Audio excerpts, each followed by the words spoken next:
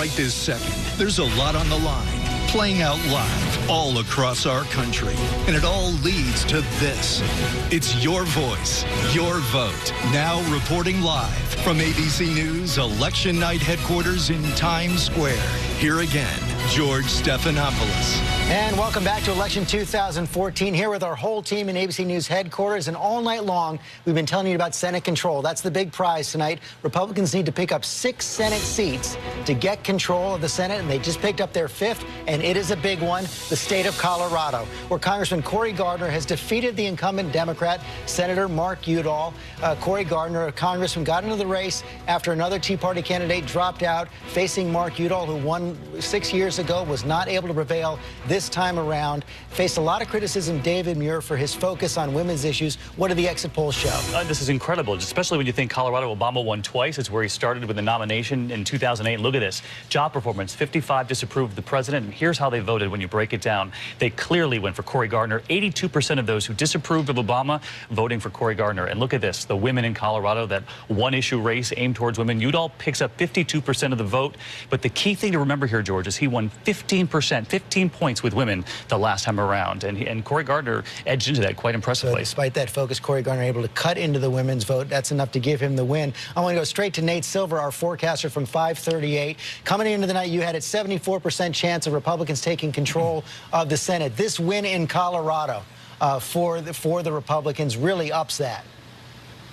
Yeah, they're at 86% now. I think that's still a bit conservative given how many other bullets Democrats have to dodge in North Carolina, in Virginia, in Kansas. Greg Orman, the independent, is behind. Every other uncalled state, the data doesn't look very good for Democrats, so they really have to draw to not just an inside straight, but sort of 2 inside straights in a row here, it almost feels like. 86% conservative. Okay. Thank you, Nate Silver. Let me take this to Matt Dowd. Big disappointment here for Democrats. You're wearing a purple tie. This was considered a purple state, one of those that could go back and forth between Democrats and Republicans, but Democrats thought after those 2 wins by President Obama they were solidifying their control. Well, yeah, I think the Democrats actually thought it was no longer a purple state. They thought it was like a light blue state. They thought it was a state that they were going to have a lock on in 2016, and now we show it's another one of the states that's coming out of tonight. As we see across the aisle, Virginia, this state, there's a lot of purple states still out there, a lot of bellwether states in this country that we face going forward into 2016. And that's because David Plouffe, one of the things we have to also look at right here, of course, you're President Obama's former campaign manager and strategist, and one of the concerns of Democrats coming into tonight, the people voting in 2014, a very different electorate from those voting in 2012. Yeah, I mean, it's like night and day, really. We're at a fascinating time in our politics where the people who vote in presidential years look much different. This is a big surprise to me, though, because it's a big margin. And, you know, it might be that Gardner would have won this in a presidential year. Mark Udall ran with us in 08. We campaigned closely with him in 12. He was a great fit for the state, so it's a big surprise. I mean, Jefferson County, which is the quintessential swing county in Colorado, looks like Gardner is going to win. So I think Democrats need to spend a lot of time digging into Colorado and figure out exactly what happened here. And Alicia Menendez, what are we seeing on social media on the Colorado race? You know, when we talk about Twitter and Facebook, that tells us what people are talking about. When you look at Google search terms, it tells you what people are curious about. So take a look at this. This is what people were asking about these 2 candidates. Mark Udall's voting record, abortion, gun control, net neutrality, all big issues in this race. You take a look at Cory Gardner, his voting record in the U.S. House of Representatives, Cory Gardner on abortion, which again, Udall tried to make a big issue in this race. How old is Cory Gardner? His age had come up, and then his family, comparing the Udall family and the Gardners' more humble beginnings. Okay, now that's the Senate. That's the story for the Senate right now. We're still waiting for more results to come in. As Nate Silver said, those close races in Virginia, North Carolina, Iowa still to come. But I want to take a look back at that governor's race we just called a few moments ago. Governor Scott Walker in Wisconsin prevailing there up against Mary Burke, the Democrat businesswoman, put up a pretty tough fight. But Nicole Wallace, I want to bring this one to you right away because Scott Walker, this was a race that drew in a lot of outside funding. He was a candidate who was given a lot of early look for the 2016 race. They thought if he lost this, that wouldn't happen. He's right now back in contention. And he and Chris Christie, another much talked about prospect for 2016, had a big tussle about a week ago about whether or not the national Republicans had put enough money and resources into this race. So he's a fighter. He's not afraid to fight with the national Republican establishment, which a lot of people think is a very important trait in our next nominee. And I think the fact that he pulled it out by such a decisive margin bodes very well. People will definitely be talking talking about him tomorrow morning while we're still caffeinating ourselves as a very viable presidential prospect. And John Carl, you're just coming in another governor's race? Rick Snyder in Michigan, we're projecting as a winner as well. These were the two states that President Obama campaigned in for the gubernatorial candidates for the Democrats, and now Republicans have pulled them both off. Both purple states. Republicans will be feeling very good about this tonight. You just have to go back to the issues. You just have to go back to the massive discontent we've seen out there that points right back to President Obama and what people are thinking about. They were thinking about the economy, but the Democrats weren't really talking about the economy. I remember Bill Richardson, former governor of New Mexico, on a few weeks ago on This Week saying they should have been talking about the economy. They should have been talking about jobs. Instead, they let the foreign policy agenda go. That was in the Senate, but here in the governor's races, Matthew Dowd, you saw these two races, Michigan and Wisconsin, where governors were able to forestall that rejection of incumbents. Yeah, absolutely. And having grown up there and having been born in Detroit, I think that Michigan, actually, it's a very interesting sign I think you're seeing out of Michigan. You have a Democrat carry it overwhelmingly in the Senate, a Republican winning the governor's race. I think one of the things out of tonight that I think we need to look more into is the fact that the independent voters, we had almost equal number of Democrats and Democrats and Republicans turn out,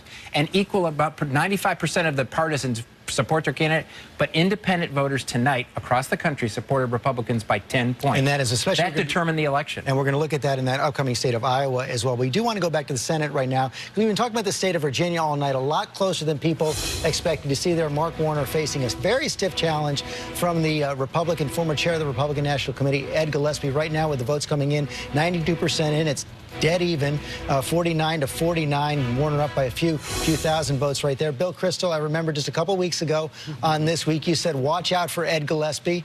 I and a few others chuckled. Turned out that he put on a much stiffer fight than anyone else expected. He did. It was under the radar screen, and maybe the Democrats were a little complacent. But it is a swing state. It mirrors the nation perfectly. And Gillespie ran a good campaign. Warner thought he could coast on having been governor and having won easily in 2008. It turned out that I think in that state, Ed Gillespie put forward a positive conservative alternative to Obamacare. He's the only Republican Senate candidate, I think, across the nation who laid out a detailed plan. I think he ran a policy-heavy campaign.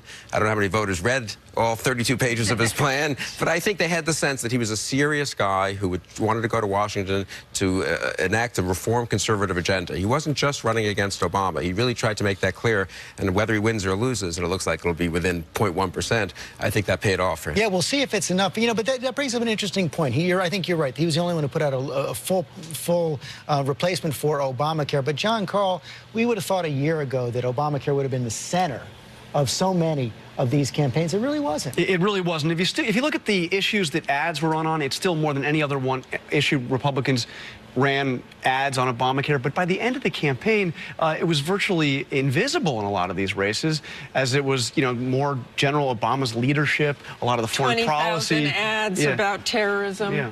Okay, Jeff Zeleny is covering this campaign as well. He's in Kentucky tonight, but he's watching the Virginia race very closely. What are you hearing from the campaigns about what vote is left out there? What are they expecting? Is it possible this goes to a recount?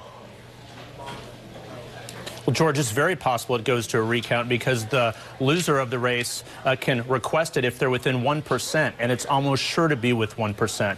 But a top senator, a top Democratic senator told me tonight that if Mark Warner loses, this is the key definition of a wave. So we're watching Fairfax County, just outside Washington, D.C. No one saw this coming. Republicans did not even invest money here to help. This is the surprise of the night if Ed Gillespie holds on. Okay, thank you, Jeff Zeleny. Other races we're watching right now, Georgia's still open, where Michelle Nunn, the daughter of the former senator, is facing David Perdue, a businessman. Right now, 67% of the vote is in. Now, there's some, right now you see Perdue has a pretty healthy lead, but there's a twist here in the state of Georgia. If neither candidate gets above 50%, that there will be a runoff there as well, not just in Louisiana, which will be on December 6th, but there'll be a runoff in Georgia on January 6th. And Matthew Dowd, let me bring this back to you as well. If that happens, you could see more money pour into these states than you've probably seen in 20 other states over the rest of this campaign. Oh, absolutely. And especially if we're at this razor's edge where it's 5 votes Republicans pick up or 6 votes Republicans pick up, the amount of money that we'll spend in the next month in Louisiana and then over Christmas, if people think they're going to pay attention to Christmas shopping and not see ads in Georgia over the course of the time, it's going to be an amazing amount of thing if that holds. And one of the things they're really going to be fighting is voter fatigue at that point as well. And John Carl, this could also very much complicate what will get done in Congress over the lame duck session and President Obama's whole approach with this outgoing Congress.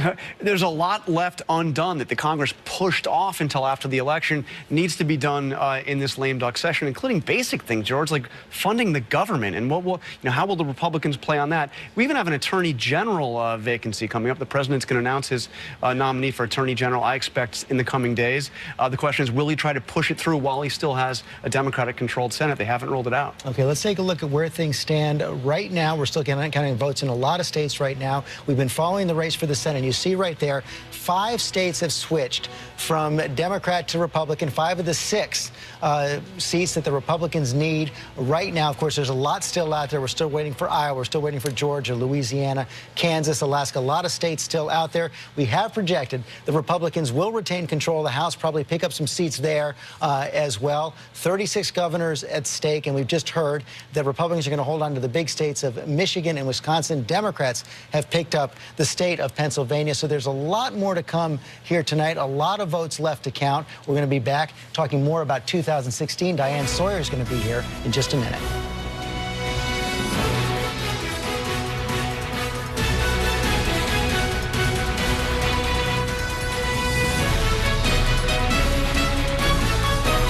From Times Square in New York City, you're watching ABC's live coverage of Election Night 2014.